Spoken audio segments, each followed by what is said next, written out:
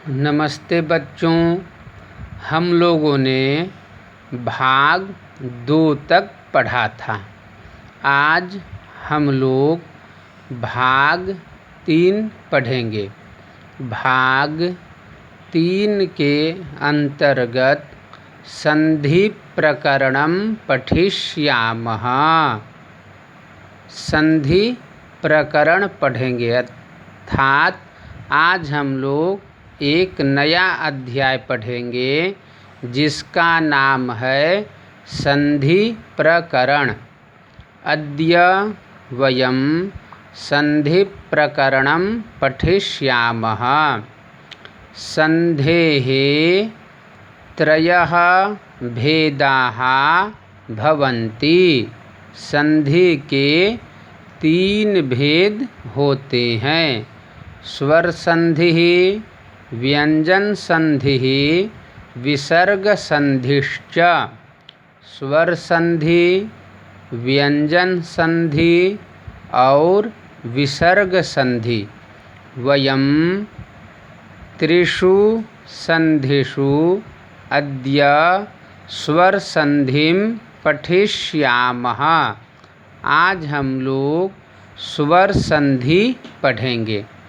स्वर संधेः अपरं नाम अच् संधिः भवति। स्वर संधि को ही अच् संधि कहते हैं।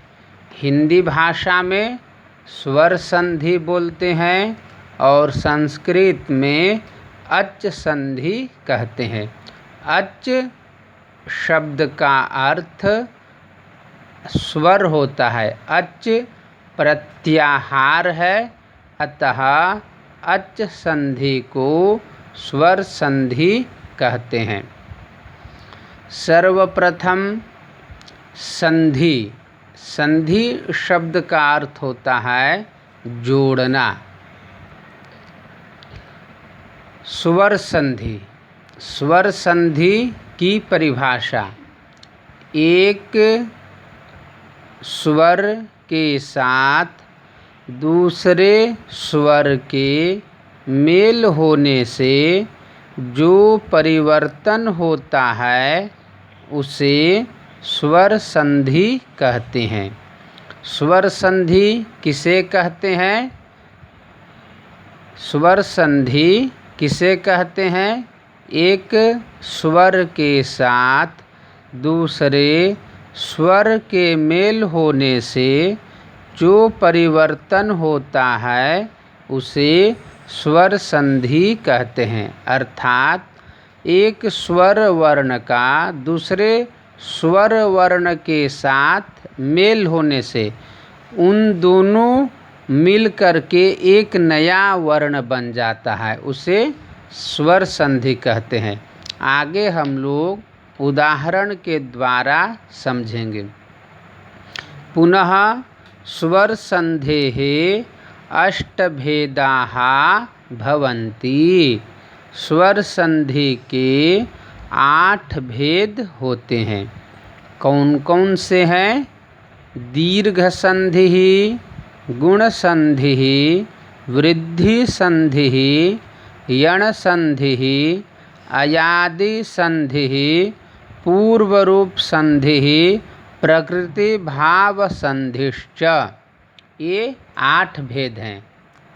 इन 8 भेदेषु वयं प्रथमं भेदं पठिष्यामः। प्रथमः भेदः अस्ति दीर्घ संधिः। तो हम लोग दीर्घ संधि को पढ़ेंगे। दीर्घ संधि का पहला नियम है, अर्थात पहला सूत्र हुआ दीर्घ संधि का सूत्र है अकः सवर्णे दीर्घः। क्या है? अकः सवर्णे दीर्घः। अकः, अक प्रत्याहार है। अक प्रत्याहार, इस शब्द को उच्चारण करने से 5 वर्ण का बोध होता है। अ, ई, उ, री, लृ। तो अक कहने से अ, ई, उ और री का बोध होता है। सवर्णे अर्थात सवर्ण अक ही यदि अनंतर में हो तो दीर्घ रूप आदेश होता है।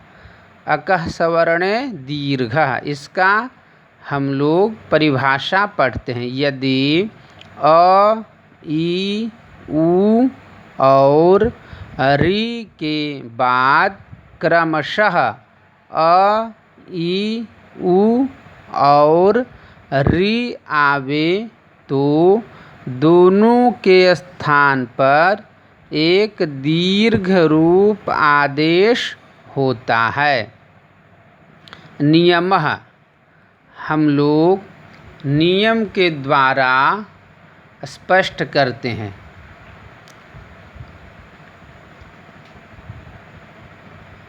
नियम हुआ, नियम के अंतर्गत स्थानीय और आदेश को समझेंगे।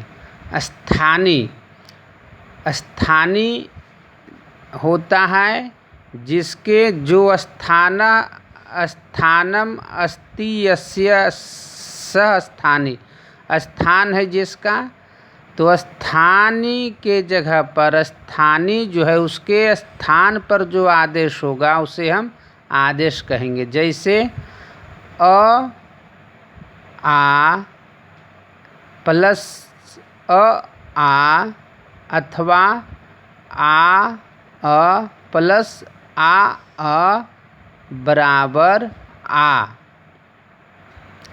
इन दोनों वर्णों के स्थान पर आ होगा। ई प्लस ई अथवा ई प्लस ई बराबर ई, एक बड़ी ई हो जाएगी। उ प्लस उ अथवा उ प्लस उ बराबर उ।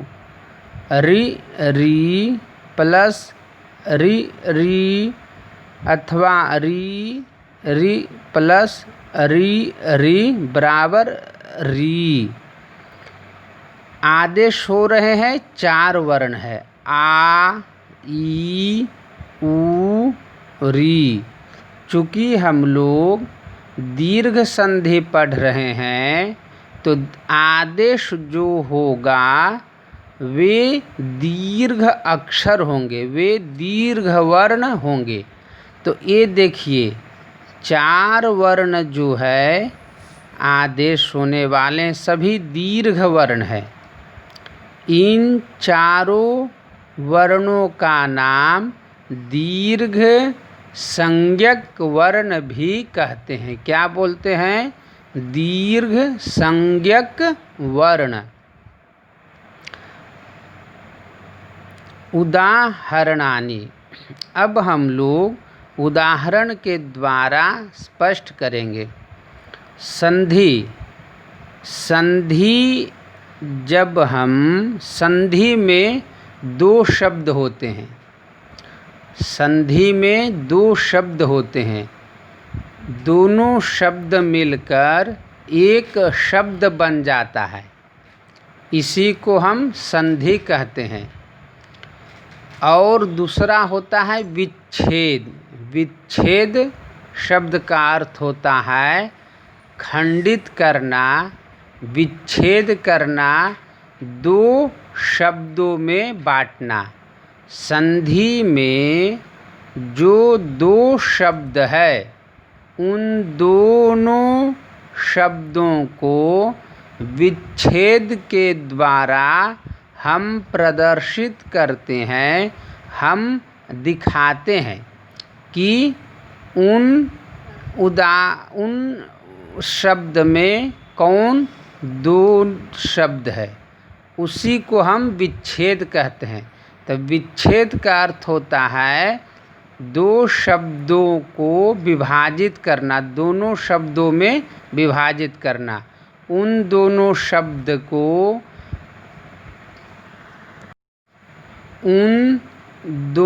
शब्दों को पहला शब्द को पूर्व पद कहते हैं और दूसरा शब्द को उत्तर पद कहते हैं।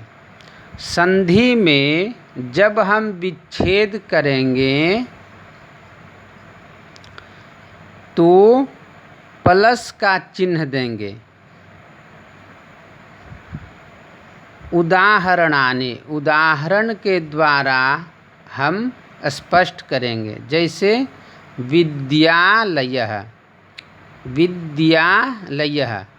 ये उदाहरण संधि में है।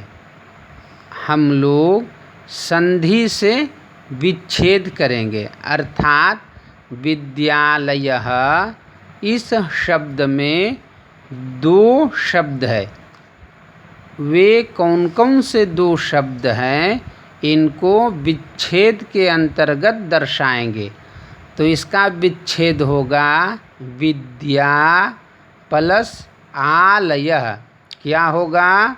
विद्या प्लस आलयः। पहला पूर्व पद हुआ विद्या, उत्तर पद हुआ आलयः। अब नियम देखिए, आ प्लस का चिन्ह आ, तो विच्छेद में प्लस का चिन्ह के पूर्व बाईं ओर और चिन्ह की दाईं ओर दो शब्द है।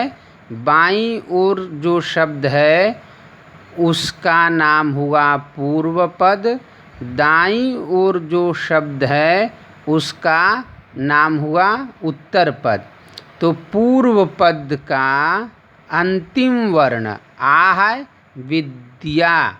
विद्या शब्द का उच्चारण करते हैं तो आ की मात्रा सुनाई पड़ती है।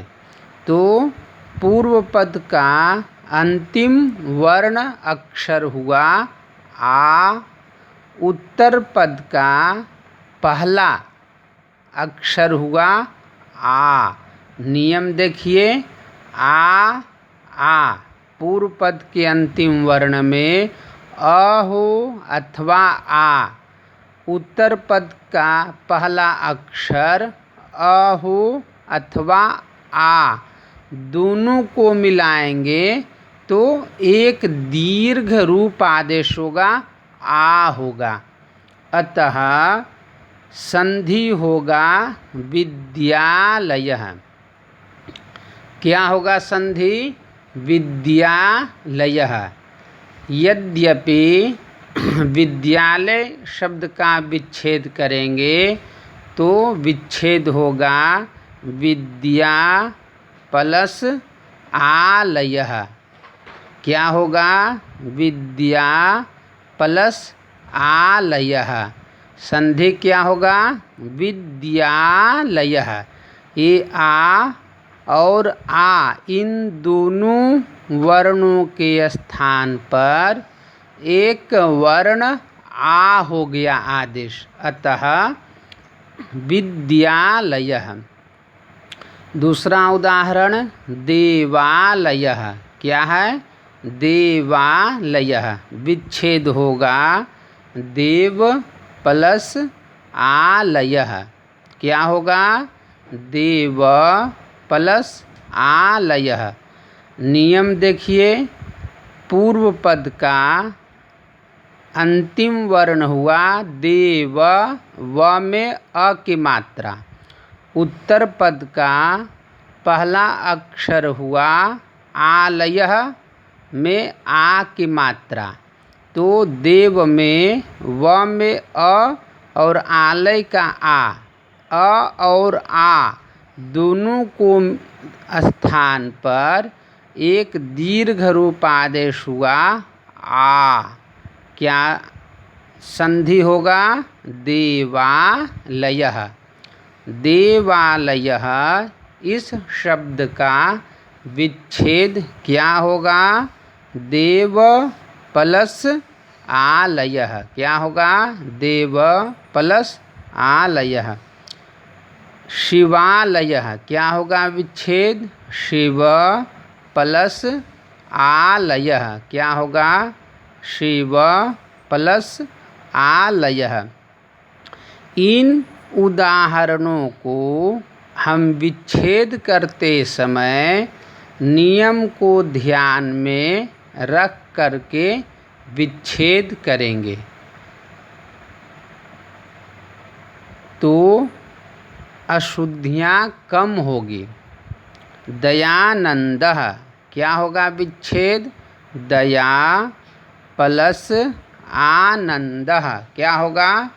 दया प्लस आनंदः इति दयानंदः। परमानंदः, परम प्लस आनंदः इति परमानंदः। धन्यवादः। पुनर्मिलामः। जयतु संस्कृतं, जयतु भारतं, जयतु DAV।